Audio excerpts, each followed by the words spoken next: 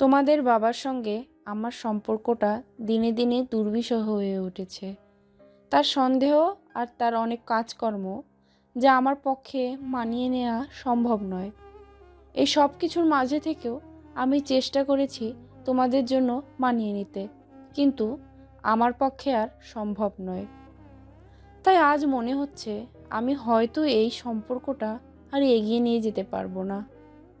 আমি ব্যারিস্টারি পড়তে বিদেশে যাচ্ছি, সেখানেই থেকে যাব এবং সব কিছু ঠিকঠাক করে তোমাদের এসে নিয়ে যাব। সে পর্যন্ত তোমরা তোমার বাবার কাছেই থেকো আর মায়ের জন্য অপেক্ষা করো। আমি আসবো তোমাদের নিতে। নিবিড়, তোমাকে বলছি, তুমি আমার অনেক সাহসী ছেলে। মানা থাকাকালীন বোনের খেয়াল রেখো আর নিজেরও খেয়াল রেখো। আমার কিছু সীমাবদ্ধতা ছিল যা আমাকে সব কিছু খোলাখুলিভাবে বলতে দেয়নি। তবুও আশা করি একদিন সব কিছু তোমার কাছে পরিষ্কার হবে। শুধু মনে রেখো, আমি তোমাদের দুজনকে খুব ভালোবাসি। দূরে থাকলেও মা সবসময় তোমাদের পাশে থাকবে। ইতি, তোমাদের মা। চিঠিটা পড়ে পুষ্প অবাক হয়ে গেল। দোয়েল খন্দকার কোথায় চলে যেতে চেয়েছিল? পুষ্প তৎক্ষণাৎ চিঠিটা নিয়ে নিবিড়ের দিকে এগিয়ে দিল। নিবিড়ের কাছে গিয়ে চিঠিটা দেখিয়ে দিল। বলল, স্যার, এই কটা বই থেকে এই চিঠিটা পেয়েছি। চিঠিটা সম্ভবত আপনার মায়ের হাতের। নিবিড় উৎসুক হয়ে চিঠিটা হাতে নিয়ে পুরো চিঠিটা পড়ল।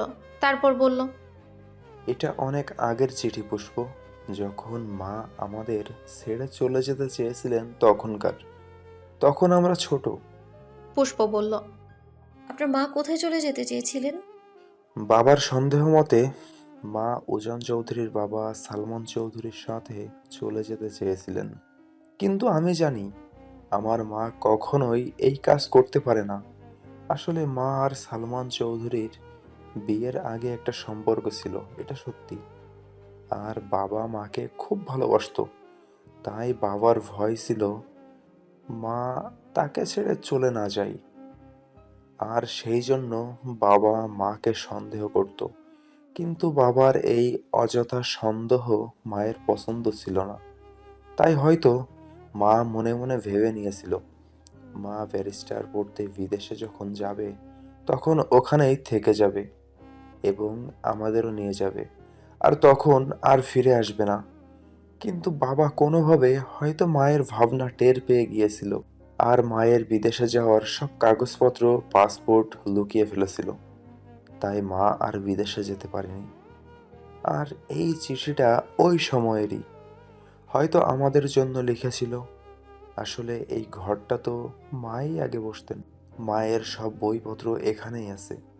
কিন্তু এতদিন তো এই চিঠিটা আমার চোখে পড়েনি। দেখো, আজ তোমার চোখে পড়ে গেল। নিবিড় তার মায়ের হাতের চিঠিতে হাত বুলাতে লাগলো।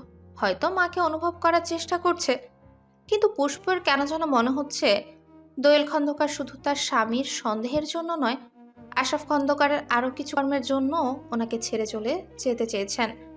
পুষ্প নিবিড়কে বলল, কিন্তু স্যার, এখানে তো স্পষ্ট লেখা আছে আপনার মা শুধু সন্দেহের জন্য আপনার বাবাকে ছেড়ে চলে যেতে চেয়েছিলেন না, বরং আপনার বাবার আরো কিছু কাজ কর্মের জন্যই ওনাকে ছেড়ে চলে যেতে চেয়েছিলেন। পুষ্প, মায়ের রাজনীতি অপছন্দ ছিল। মা বাবার এই ক্ষমতা অপছন্দ করতেন, কিন্তু আমি বলবো এটা আমার মায়ের দোষ ছিল। কারণ আমার বাবা একজন সত্যনিষ্ঠ, ন্যায়পরায়ণ একজন নেতা ছিলেন। মা শুধু শুধুই বাবার কাজকে অপছন্দ করতেন, আর মা হয়তো সেই কথাটাই এখানে বলতে চেয়েছেন। কিন্তু এরপরও পুষ্পের কেন যেন মনে হচ্ছিল দোয়েল খন্দকার অনেক কিছু লিখতে গিয়েও লিখতে পারেননি। তার চোখে চিঠির এই অংশটুকুই ভাসছে। আমার কিছু সীমাবদ্ধতা ছিল যা আমাকে সব কিছু খোলাখুলিভাবে বলতে দেয়নি। তবুও আশা করি একদিন সব কিছু তোমার কাছে পরিষ্কার হবে। কি পরিষ্কার হওয়ার কথা বলছিলেন দোয়েল খন্দকার? এসব ভাবনার মাঝে পুষ্পের ফোন বেজে ওঠে। পুষ্প ফোন হাতে নিয়ে দেখে মালার ফোন। পুষ্প নিবিড়ের কাছ থেকে কিছুটা দূরে গিয়ে কলটা রিসিভ করে। ওপাশ থেকে মালা বলে, পুষ্প, তুই আমার সাথে এক্ষুনি দেখা কর। পুষ্প ভ্রু কুচকে বলল, এক্ষুনি? হ্যাঁ, এক্ষুনি। আচ্ছা ঠিক আছে, আমি আসছি। মালার ফোন পেয়ে পুষ্প নিবিড়ের অফিস থেকে বের হয়ে গেল। রাস্তায় দাঁড়িয়ে রিক্সার জন্য অপেক্ষা করছিল। ঠিক সেই মুহূর্তে তার সামনে উজানের গাড়ি এসে দাঁড়ায়। গাড়ির দরজা খুলে উজান নামে এবং সোজা পুষ্পের সামনে এসে দাঁড়ালো। কিছুটা নির্লিপ্ত ভঙ্গিতেই বলল, আমি কিন্তু আসিনি, আপনার বোন আমাকে নিয়ে এসেছে। উনি গাড়ির ভেতরেই বসে আছে। আর পুষ্প উজানের কথায় পাত্তা না দিয়ে তাকে পাশ কাটিয়ে গাড়ির দরজা খুলে মালার পাশে গিয়ে বসে। উজান ঠোঁট বাঁকিয়ে দু চোখ কপালে তুলে।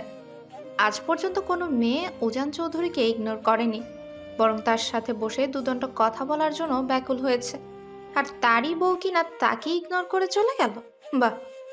উজান দীর্ঘশ্বাস ফেলে গাড়িতে গিয়ে বসে। গাড়িতে বসতে রায়হান আবারও স্টিয়ারিং হাতে নিল এবং গাড়ি স্টার্ট দিল। পুষ্প মালার হাত দুটো ধরে বলল। উদয় ভাইয়ার সঙ্গে দেখা করেছিস? মালা মাথা নেড়ে বলল, হ্যাঁ, দেখা করে আসলাম।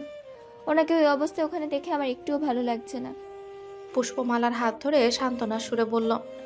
সব ঠিক হয়ে যাবে, চিন্তা করিস না, আমরা আছি তো সবাই। সামনে থেকে উজান কিছুই না বলে শুধুই দীর্ঘশ্বাস ফেলল। গাড়ি এসে থামলো কাছের একটা রেস্তোরাঁর সামনে। সকলেই গাড়ি থেকে নেমে রেস্তোরাঁর ভেতর ঢুকে। ভেতর ঢোকার পরপরই উজানের ফোনটা বেজে ওঠে।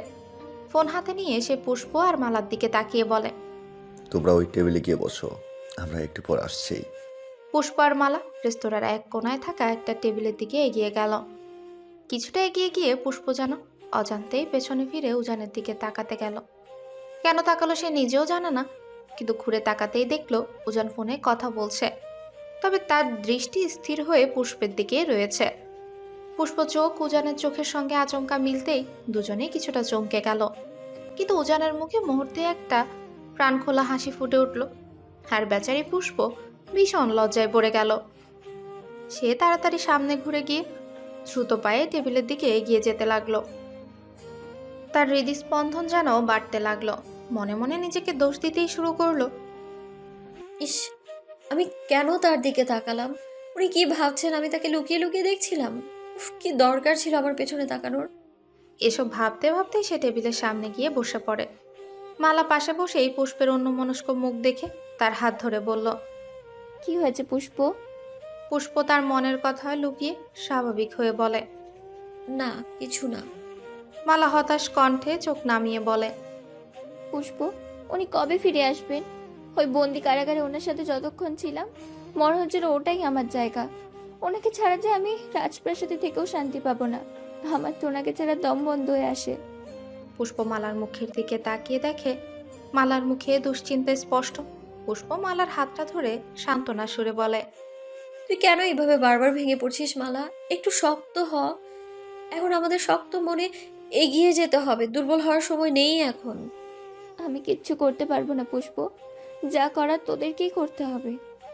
পুষ্প কিছু একটা ভেবে তারপর মালাকে বলে। মালা, আমি তোকে একটা কথা বলতে চাই। আমি জানি কথাটা বলা তোকে এতটাও জরুরি নয়, কারণ তুই আমাকে কখনো ভুল বুঝবি না, কিন্তু তারপরেও বলছি। মালা, নিবিড় খন্দকার উদয় ভাইয়ের বিরুদ্ধে যে কেসটা লড়বে, আমি সেই কেসটাতে নিবিড় খন্দকারের সাথে থাকতে চাই আমি। মালা ভ্রু কুচকে পুষ্পের বিস্ময়কর দৃষ্টিতে তাকিয়ে বলে। কি? তুই ওনার বিরুদ্ধে যে কেস লড়বে সেই কেসের সঙ্গে থাকবে? পুষ্প ধীর কণ্ঠে বলে। হ্যাঁ, থাকবো। মালা অস্থির হয়ে বলে। পুষ্প, আমার কথা বাদ দে। আমি তোর উপর বিশ্বাস করি। আমি জানি তুই কিছু একটা ভেবেই এই সিদ্ধান্ত নিয়েছিস। কিন্তু পুষ্প, তুই চৌধুরী বাড়ির বউ। তুই দেখিসনি মা যেদিন প্রথমবার তোকে নিবিড় খন্দকারের সাথে দেখেছে তখন কেমন রেগে গিয়েছিলেন? না পুষ্প, তুই এই কেস থেকে দূরে থাক।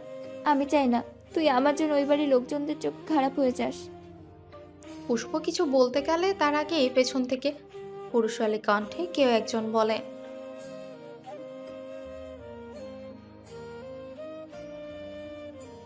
পুষ্প তাকিয়ে দেখে তার ঠিক পাশের চেয়ারে উজান এসে বসেছে। দুজন দুজনের দিকেই তাকিয়ে আছে। ইদানিং পুষ্পের কেন যেন এই চোখ দুটোকে বিশ্বাস করতে ইচ্ছে হয়। অন্যদিকে উজান যেন পুষ্পের চোখের গভীরে ডুবে গেছে। এই দৃষ্টির মধ্যে এমন কিছু আছে যা তাকে মুহূর্তেই মায়ায় জড়িয়ে ফেলে। তার মনে হয় এই চোখ দুটো পৃথিবীর সমস্ত দুঃখ ভুলিয়ে দেওয়ার ক্ষমতা রাখে। এই চোখের একসাথে মায়া, অভিমান আর এক অপর্থাবিত টান যেন তাকে প্রতিনিয়ত আরো কাছে টেনে নেয়। মুহূর্তটা যেন থমকে গিয়েছিল শুধুমাত্র তাদের জন্য। কিন্তু চারপাশের কোলাহল, রেস্তোরাঁর ভিড়, এই সব কিছু ঠিকই রয়ে গেছিল।